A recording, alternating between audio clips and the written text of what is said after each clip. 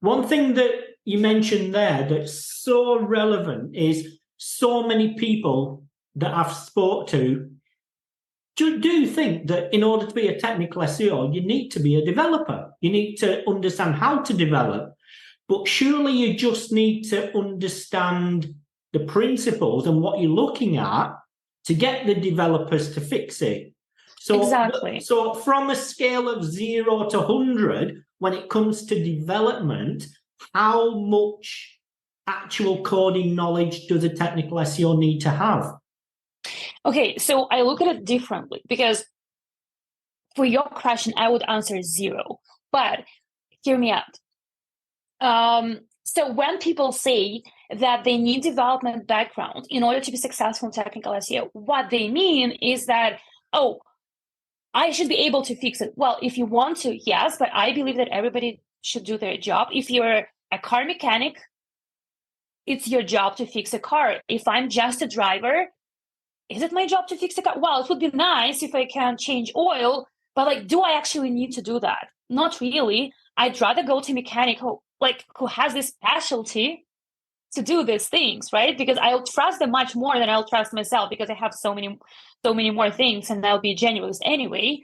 So first of all, I believe that everybody should do their job. The second thing that people think when they say that they need technical, that they need development background is that they feel insecure while talking to developers. And they say, oh, something between the lines, well, development background makes me dangerous enough, right? So they feel without this knowledge, they feel insecure talking to developers, like speaking the same language, but you can't speak the same language without being a developer too. And the last thing that they think about is like code equals development, which is not true. And when I think about that, there are almost 9,000 coding languages, right? And JavaScript being the most important one. And JavaScript has its own framework, like lots of different frameworks.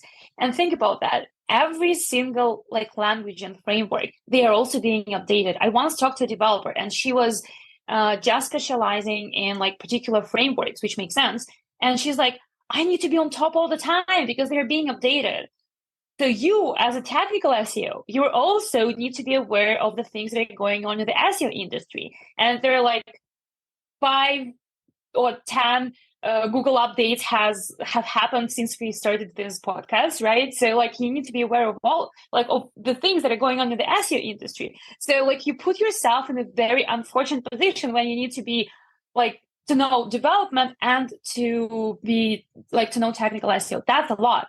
So instead of being a developer, what I believe in that you need to have deep understanding of technical SEO, which means, well, yes, you need to know what a canonical is, and you need to know what it looks like in the code. You don't need to code it. You don't need to code from scratch a page, but you need to know web standards. You need to know, oh, okay, this is an internal link which is added with web standard. Oh, and this is an internal link which is added as a JavaScript event. You need to know the difference between them. Do you need to code this? No. Do you need to know the difference? Absolutely, yes. And you need to know the HTML structure of a page. And you need to know what doesn't go in the head section. You need to know how browsers process pages and what the difference is between how browsers render pages and how search engines do that, right? So what I realized is that all of this is so much better than trying to learn coding.